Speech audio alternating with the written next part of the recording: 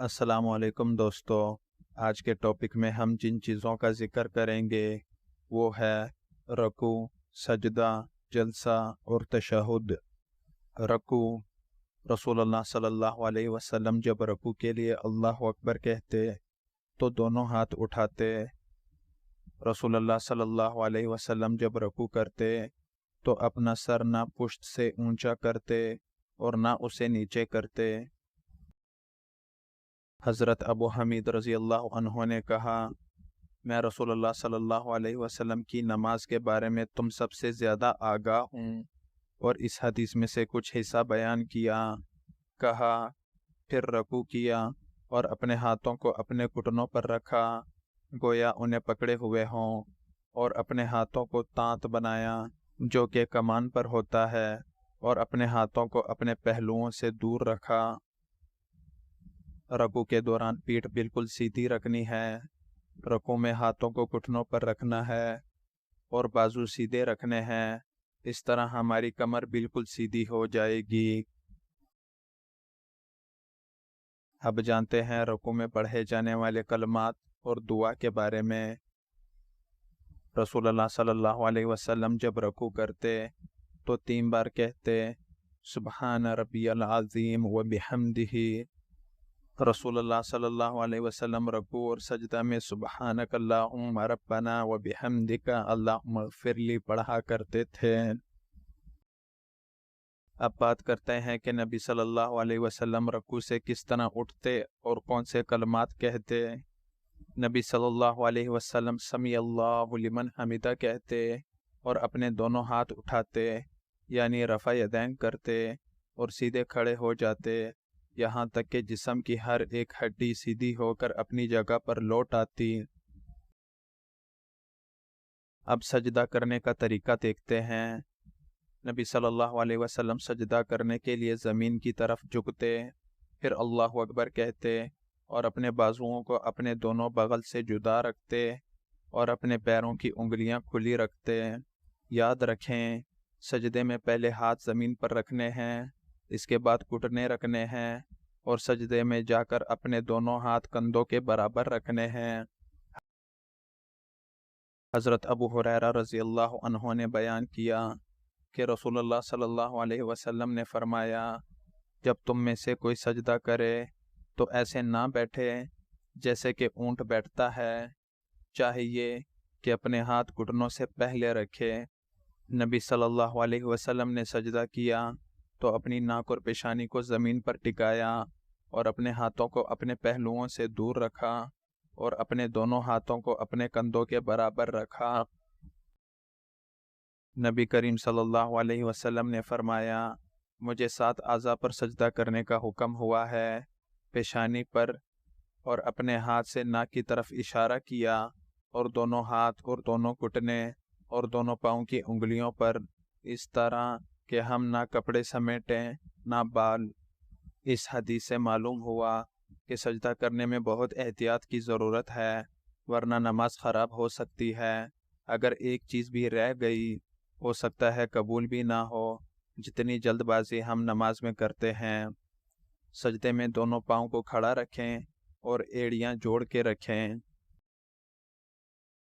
हज़रत आयशा रज़ी अल्लाह अन्हा से रिवायत है कि उन्होंने कहा, मैंने एक रात रसूलुल्लाह सल्लल्लाहु अलैहि वसल्लम को बिस्तर पर ना पाया तो आपको टटोलने लगी।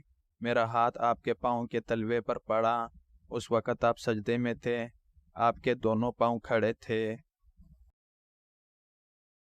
नबी करीम सल्लल्लाहु अलैहि वसल्लम ने फरमाया कि सजदा में इत्तदाल को मलहूज़ रखो और अपने बाजू कुत्तों की तरह ना फैलाया करो। इससे मालूम हुआ कि चाहे मर्द हो या औरत, बाजू बिछाने नहीं चाहिए बल्कि खड़े रखने चाहिए। और औरतों के बारे में सजदे के बवक्त समेटने के बारे में जो अहादीस आई हैं वह ज़ईफ़ हैं। मर्द और औरत की नमाज में फ़र्क नहीं। नबी सल्लल्लाहु अलैहि वसल्लम ने फरमाया कि इसी तरह नमाज पढ़ना जैसे तुमने मुझे नमाज पढ़ते हुए देखा है। सजदे में पढ़ी जाने वाली दुआओं का जिक्र करते हैं। रसूलुल्लाह सल्लल्लाहु अलैहि वसल्लम जब रकू करते तो कहते, सुब्हान रब्बियल अज़ीम व बिहम्दिही 3 بار، اور جب سجدہ کرتے تو کہتے سبحان ربی الاعلی و بحمدہ 3 بار۔ پہلے سجدے سے اٹھ کر دعا پڑھیں، پھر دوسرا سجدہ کریں۔ نبی صلی اللہ علیہ وسلم سجدوں کے درمیان بیٹھے اتنی دیر جتنی کہ سجدے میں لگائی، اور اس دوران میں کہتے تھے رب اغفر لی رب اغفر لی۔ 2 سجدوں کے بعد کھڑا ہونے سے پہلے تھوڑی دیر بیٹھیں، پھر کھڑے ہو جائیں، اس کو جلسہ استراحت کہتے ہیں۔ مالک بن حویرث رضی اللہ عنہ کہتے ہیں کہ میں نے نبی صلی اللہ علیہ وسلم کو نماز پڑھتے دیکھا۔ آپ صلی اللہ علیہ وسلم جب تک رکعت یعنی پہلی اور تیسری رکعت میں سجدوں کے بعد میں ہوتے اس وقت تک نہ اٹھتے جب تک تھوڑی دیر بیٹھ نہ جاتے۔ یہاں پر ایک اور بات یاد رکھنی چاہیے کہ نبی صلی اللہ علیہ وسلم کا سجدہ، رکوع اور دونوں سجدوں کے درمیان بیٹھنے کی مقدار تقریباً برابر ہوتی تھی۔ دوسری رکعت پہلی رکعت کی طرح ادا کریں، پھر تشہد میں بیٹھیں۔ نبی صلی اللہ علیہ وسلم نے فرمایا اگر تم نے یہ یعنی اتحیات پڑھ لیا تو گویا اللہ کے ان تمام صالحہ بندوں پر سلام پہنچا دیا جو آسمان اور زمین میں ہیں۔ تشہد میں دعا پڑھنے پر شہادت کی انگلی کو حرکت دینا۔ نبی صلی اللہ علیہ وسلم نے اپنا بایاں پاؤں بچھایا اور اپنی بائیں ہتھیلی اپنی بائیں ران اور گھٹنے پر رکھی، اور اپنے دائیں کوہنی کا کنارہ اپنی دائیں ران پر رکھا، پھر ہاتھ کی 2 انگلیاں بند کی اور درمیانی انگلی اور انگوٹھے سے حلقہ بنایا، پھر اپنی تشہد کی انگلی کو اٹھایا۔ چنانچہ میں نے دیکھا آپ اسے حرکت دیتے تھے، اس کے ساتھ دعا کرتے تھے۔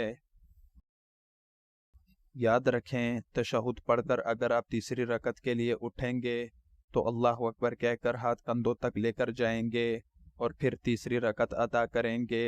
اس کی دلیل اوپر گزر چکی ہے۔ کسی بھی نماز میں چاہے 2 رکعت ہو، 3 ہو یا 4، اس کے آخری تشہد میں بیٹھنے کا طریقہ جانتے ہیں۔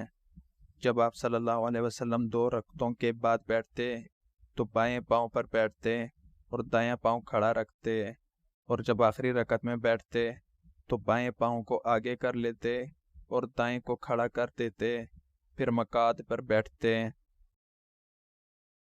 اب دیکھتے ہیں آخری تشہد میں درود، دعا اور سلام۔ کعب بن عجرہ رضی اللہ عنہ نے بیان کیا کہ ہم نے حضرت صلی اللہ علیہ وسلم سے پوچھا تھا یا رسول اللہ، ہم آپ پر اور آپ کے اہل بیت پر کس طرح درود بھیجا کریں؟ اللہ تعالیٰ نے سلام بھیجنے کا طریقہ تو ہمیں خود ہی سکھا دیا ہے۔ حضور صلی اللہ علیہ وسلم نے فرمایا کہ یوں کہا کرو اللہم صلی علی محمد وعلی آل محمد کما صلیت علی ابراہیم وعلی آل ابراہیم انک حمید مجید، اللہم بارک علی محمد وعلی آل محمد کما بارکت علی ابراہیم وعلی آل ابراہیم انک حمید مجید۔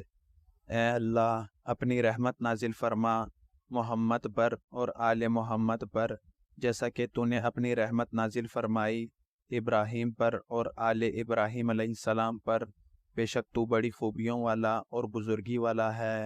اے اللہ برکت نازل فرما محمد پر اور آل محمد پر جیسا کہ تو نے برکت نازل فرمائی ابراہیم پر اور آل ابراہیم پر، بے شک تو بڑی خوبیوں والا اور بڑی عظمت والا ہے۔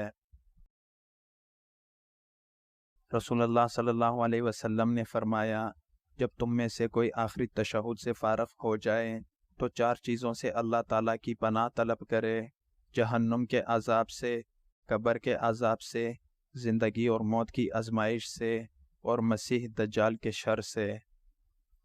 اللہم انی اعوذ بک من عذاب جہنم ومن عذاب القبر ومن فتنة المحیا والممات ومن شر فتنة المسیح الدجال۔ حضرت عبداللہ بن مسعود رضی اللہ عنہ سے روایت ہے، کہا کہ نبی صلی اللہ علیہ وسلم نماز کے اختتام پر اپنی دائیں اور بائیں طرف سلام کیا کرتے تھے، حتیٰ کہ آپ کے رخساروں کی سفیدی دیکھی جاتی تھی، اور کہتے تھے السلام علیکم ورحمۃ اللہ، السلام علیکم ورحمۃ اللہ۔ یہ تھا دوستو نماز کا مکمل طریقہ صحیح احادیث کی روشنی میں۔ اب ملتے ہیں اگلی ویڈیو میں ایک نئے ٹاپک کے ساتھ۔ والسلام علیکم۔